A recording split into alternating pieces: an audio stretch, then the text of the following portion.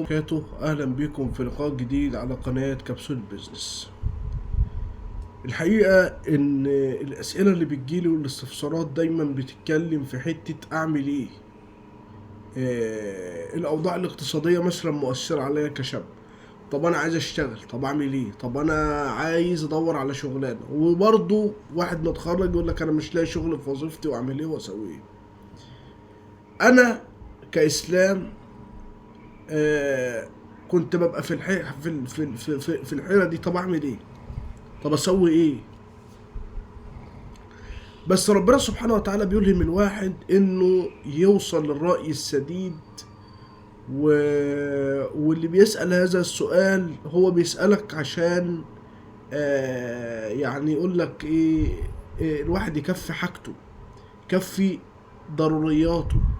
كان عندنا في الكلية يقول لك إيه اشباع الرغبات وتلبية الاحتياجات، وده بيجي من الفهم الجيد للأمور اللي انت فيها.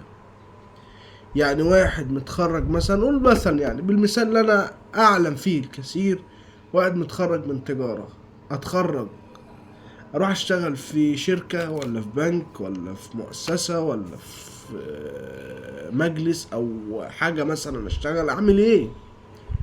طب وإن أنا اشتغلت هنا مثلا، لو أنا هاخد هنا 5000 برا مصر، في السعودية، في قطر، في الإمارات، هاخد مبلغ أكبر، وهاخد 2000 ريال، 2000 درهم، 2000 كذا. طب أعمل إيه؟ أنا نصيحتي ما تسافرش ولا تهاجر أي دولة من دول الخليج العربي أو الدول العربية، لسبب واحد.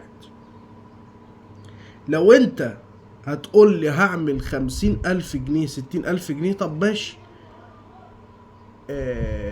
اعمل حاجة احسن من كده.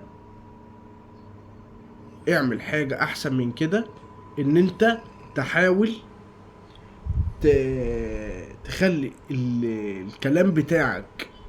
انا هاخد 50,000 60,000 لما اسافر بره، طب ماشي، خليك في مصر، خد 6,000 جنيه مرتب او 7,000 جنيه حتى. يا عم بقول لك لو 5,000 جنيه هتاخدهم في مصر، بس جنب ده حاول يعمل مشروع.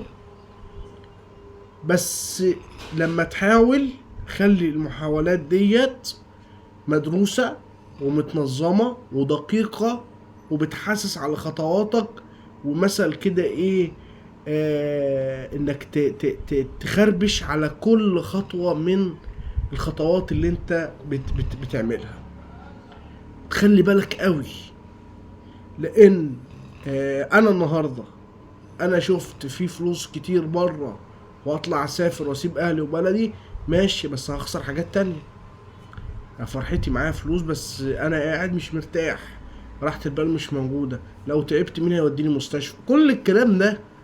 وبرضه ده على فكرة ده حاجة بسيطة قوي من مساوئ الغربة.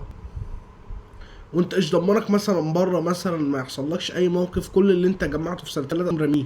انت برضه يعني الامان هنا اكتر، او فرص انك انت تعيش احسن هنا برضه. رغم ان ممكن واحد يقول لي ايه الكلام اللي انت بتقوله ده احنا شايفين الدنيا غريبة. اقول له بص، اشتغل ب5 6000، اشتغل بأي حاجة، حتى لو هتشتغل في اليوم 12 ساعة، لو بتفضي بس نفسك ساعتين 3 جنب يومك، واعمل مشروع. مكتب صغير في شارع أجره واعمل مشروع. سوبر ماركت بسيط تفتحه جنب بيتك، اعمل مشروع. محل عطارة صغير واعمل مشروع، وابدأ تحسس أمورك. وبقول لك حاجة، دي أنا الفكرة أنا اللي ابتدعتها. هروح اعمل مشروعي، خليه بمرتب 5 شهور من مرتبك. يعني ايه؟ يعني انا باخد 5000 جنيه، 5000 في 5 شهور ب25,000 جنيه، خلاص ده هو رقم مشروعك. عشان ايه؟ ان العقليات الفذة والناس الجهابذة يقول لك انا لازم ابدا ب100,000، انا لازم ابدا ب200,000. ما تصعبهاش. انا اقول لك على حاجة. في فترة من الفترات بدأت مشروع ب200 جنيه. كان الكلام ده ال200 جنيه ديت كانت تجيب بنطلون. واحد يقول لي ازاي؟ اقول له يا عم انا رحت جبت بال200 جنيه ده منتج واحد بعته، وبعد كده بقى معايا 8 منتجين، فاقوم بايعه تاني، وهكذا. واللي هيتحمل ويصبر انا اجيب ده، واعمل ده واسوي ده، ما انت راس مالك قليل. تبدا